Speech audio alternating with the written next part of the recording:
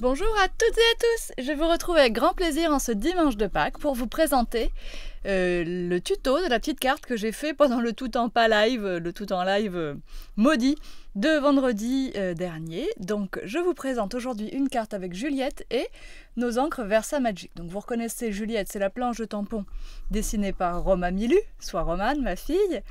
Sur cette planche vous avez la petite Juliette, les petites fleurs qui sont en bas, les petites espèces de fioritures, et le mot mélodie printanière.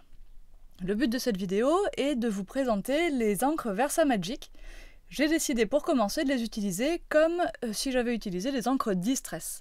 Ma première impression, c'est que c'est très joli pour faire ce que je viens de faire là. Par contre, on n'arrivera pas à faire des fondus ou des dégradés comme on fait avec nos encres Distress et notamment avec nos encres Distress Oxide. Ce sont des encres pigmentées, elles sont donc particulièrement couvrantes.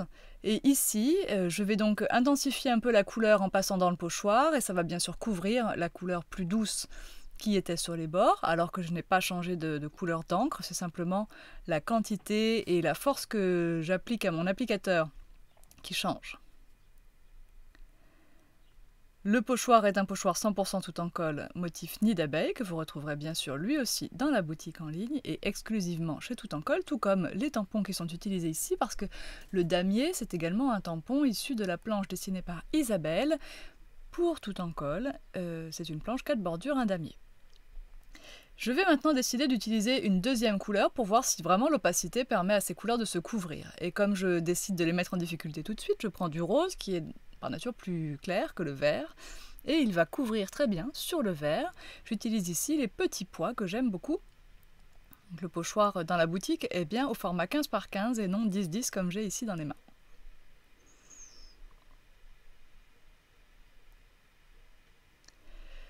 Vous voyez que mes pochoirs, moi, ne sont pas toujours très propres, ça n'a aucune importance. Hein. C'est de la peinture acrylique, donc une fois que c'est sec, c'est fixé, ça ne bouge plus. C'est parce que parfois j'utilise dans la gel presse ou avec de la peinture et je n'ai pas toujours mon bac.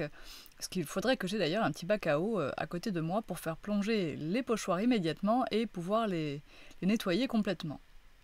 Tout dépend de votre degré de maniaquerie avec votre matériel, mais ça ne m'empêche pas de m'en servir qu'il y ait des taches dessus. Le petit bord avec un doigt de mousse et eggplant. En fait on ne le verra plus après. Je décide de faire la mise en couleur de ma petite Juliette avec mes crayons de couleur Polychromos. Ça fait longtemps que je ne vous ai pas fait une vidéo avec un peu de coloriage dedans. Et donc là c'était l'occasion, je trouve. C'est le moment aussi de vous dire qu'ici on travaille sur un papier Maya blanc.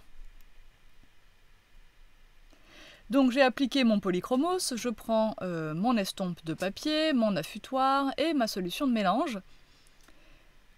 Et je vais comme ça pouvoir adoucir ici tous les coups de crayonnage que j'ai laissés parce que je ne me suis pas du tout appliqué. On pourrait faire beaucoup mieux avec les Polychromos en prenant son temps et en y allant par petites couches.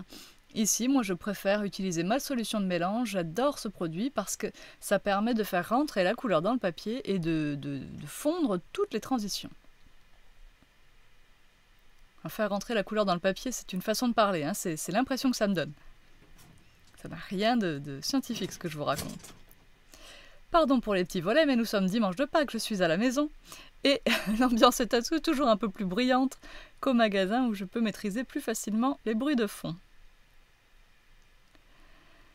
Ici un petit peu de vert sur les poches pour rappeler le vert en bordure. Et puis je vais repasser un peu sur ces chaussons. Alors pour ça je prends mon feutre Pitt Faber-Castell. C'est un lot, moi j'utilise le lot de 8 feutres où vous avez 4 pointes très fines et 4 pointes un petit peu plus grosses. Donc vous avez le choix d'acheter soit les 8 d'un coup, soit c'est séparé en deux lots. Un lot avec les traits fins et un lot avec les un peu plus gros et les pinceaux. Et franchement ce sont des stylos qu'il faut avoir. L'encre de Chine c'est permanent hein, par définition.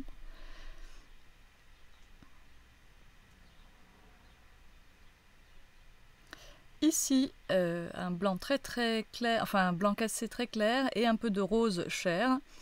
Et ces deux nuances l'une avec l'autre me permettent de faire la couleur opale que je veux pour la peau de cette petite fille. Je vais prendre une couleur un petit peu plus orangée pour ce qui se trouve à la base des cheveux, donc à l'ombre de la mèche de cheveux. On nettoie très bien ici, on garde une belle pointe, mais surtout on nettoie bien, parce qu'on va donc faire le visage, et d'habitude d'ailleurs je commence par les jambes, comme ça si j'ai une tache parce que mon estompe est mal lavée, ça se voit moins que si je le mets au milieu de ses joues. La vitesse de la vidéo est ici accélérée par 2 uniquement, donc vous voyez quand même que même si ça va très très vite la x2, ça va quand même assez vite en réalité. C'est ce que nous permet cette solution de mélange, c'est de gagner énormément de temps sur nos coloriages.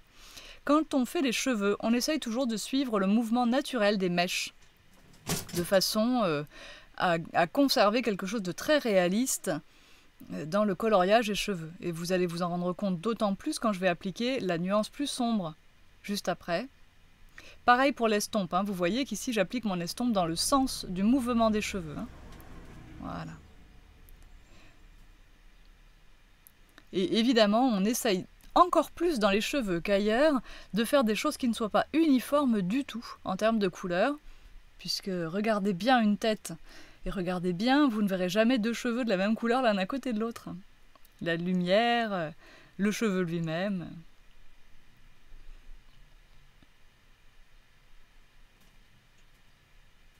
Allez, mon petit taille-crayon pour faire de belles mines sans du tout abîmer le bois des crayons eux-mêmes. Et ici un rouge assez sombre pour faire les pétales de ces petites fleurs. Alors dans la vidéo, dans la carte initiale dont je vous mets les photos à la fin, j'ai colorié les pétales avec mes encres Versamagic et mon pinceau à réservoir d'eau. Mais je vous montrerai ça peut-être dans d'autres vidéos. J'en ai tourné pas mal hier, donc le temps de faire les montages et vous aurez d'autres vidéos dans les jours qui viennent. Je prends souvent mes crayons de couleur pastel, donc ce sont comme des crêtes pastel mais en crayon.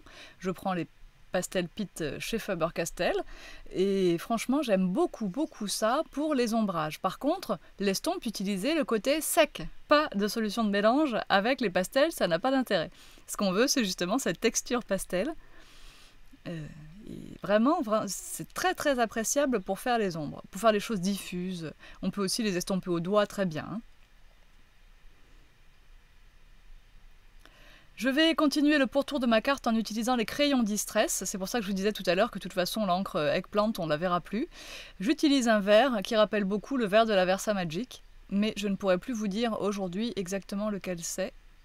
Et je n'arrive pas à le voir, à l'apercevoir ici. J'ai essayé de zoomer tout à l'heure, je n'arrive pas à voir le nom du crayon. Je me demande quand même à le voir comme ça si c'est pas Crushed Olive, ça lui ressemble beaucoup. Voilà pour cette petite carte. Je vais maintenant passer aux photos en gros plan. Vous voyez un petit peu la couvrance à gauche des petits pois roses sur le nid d'abeille vert. Vous pouvez faire des pauses bien sûr si vous voulez stopper la vidéo pour en profiter plus longtemps. Ça c'était la carte, l'originale, celle que j'ai fait pendant le live. Enfin, ou juste avant le live en tout cas. Et je m'étais bien amusée à faire ces deux cartes. Moi je vais aller manger mon petit repas de Pâques que j'ai préparé ce matin. Et juste après, je vous ferai l'article sur le blog en vous mettant les liens vers les produits. Bien sûr, sur le blog, vous avez d'autres tutos. Il y en a eu un ce matin notamment avec les nichoirs dessinés par Isabelle. Vous avez aussi une vidéo de Laetitia ce matin avec son petit Tom le rugbyman. Je vous dis à très bientôt. Merci à vous. Bye bye.